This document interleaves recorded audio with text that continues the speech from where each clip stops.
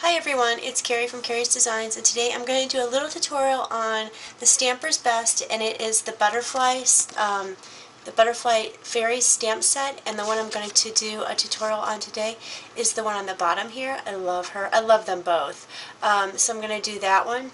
And I had done an easel card earlier, and it's this one right here. It's the easel card.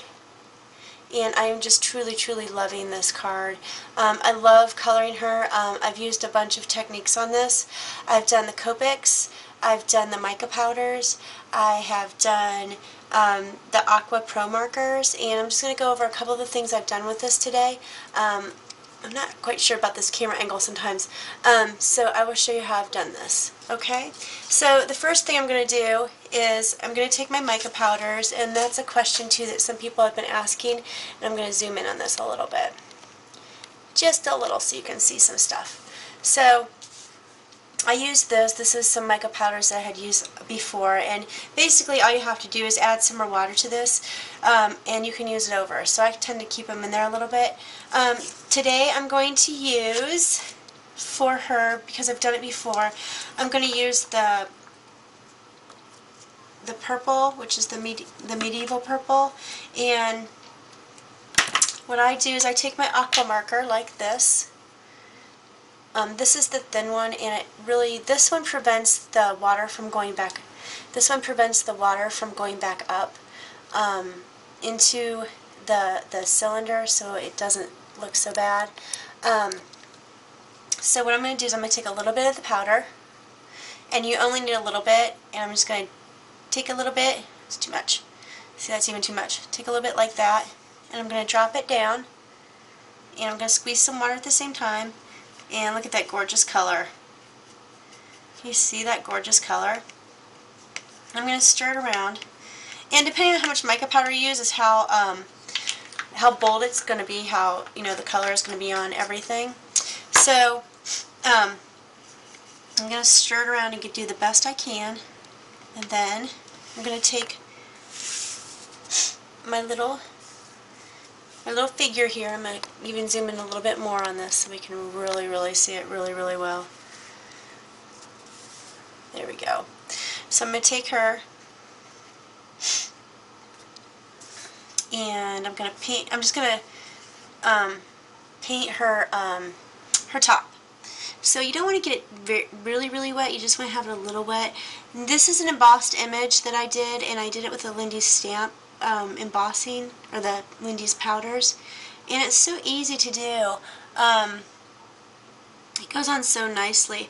I tend to let these air dry. You could use your heating gun, but sometimes it does funny things to the embossing powders, so I tend to let them air dry. So like I said, you don't need to use a lot, and this little bit of purple will actually go a really long way, and it's just going to give it a shine. So I can go over this, after this dries, I can go over this and give it another coat if I want. But can you see how fast that is? So fast and so easy. I mean, I couldn't believe how fast and how easy this was. And I'm learning also that maybe to use my Copics last, in case the color does bleed into it. Sometimes these powders, the mica powders can, or the embossing powders can run.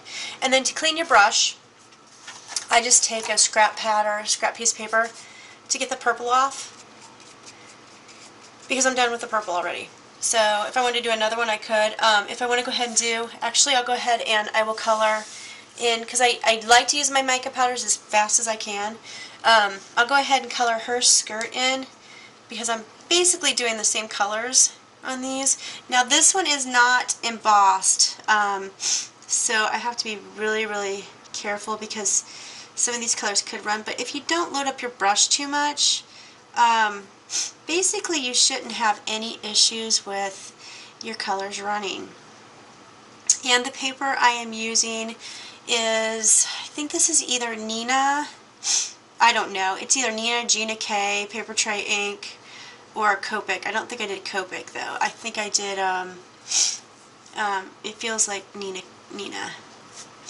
I was going to say Nina K. That's not right. Nina K. So you color this in.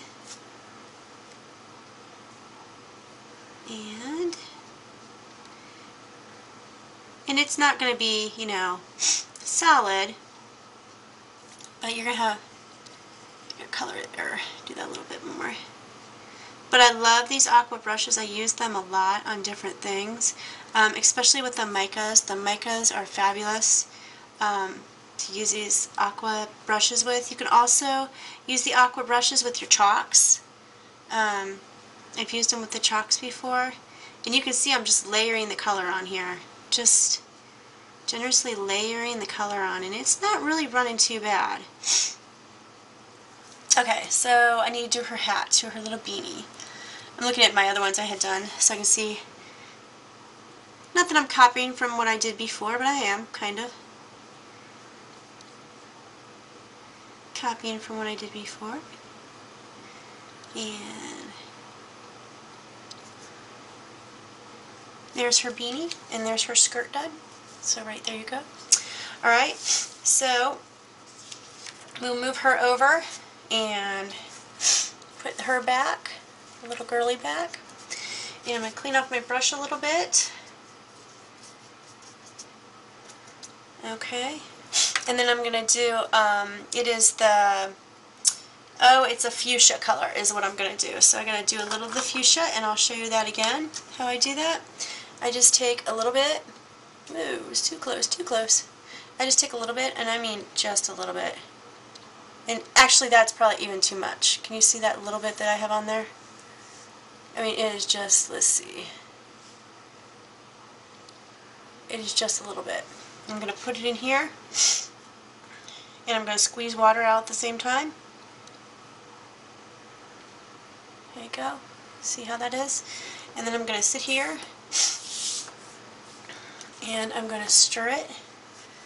See, it's got a little dot in it, and I'm going to sit there and stir it for a couple minutes, get it all done.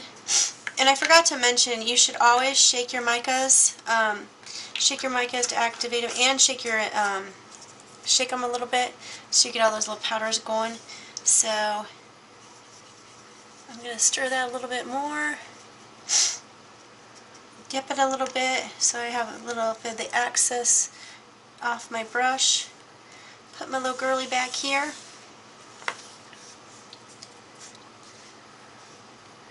Okay, and I'm going to paint her beautiful skirt here.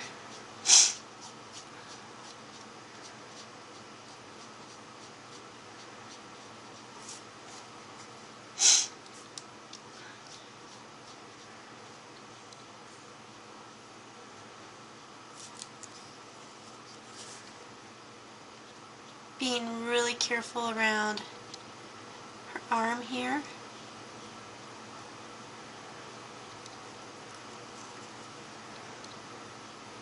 And around the sides, the edges I should say.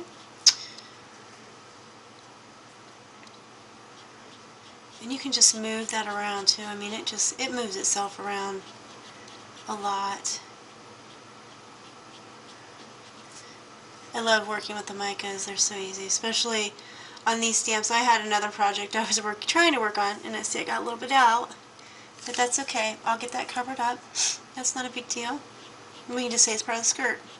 I had another stamp set I was working on, and I just couldn't get it to come out right. And I'm like, you know what? I'm going to do my fairies.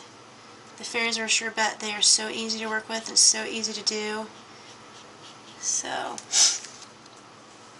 okay, let's do this part of our skirt here. Make sure I'm staying in here, staying in where you can see me.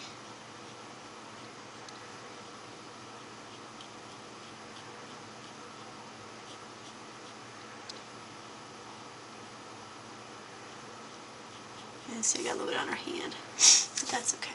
I'll cover that up with the Copics. I'm not perfect.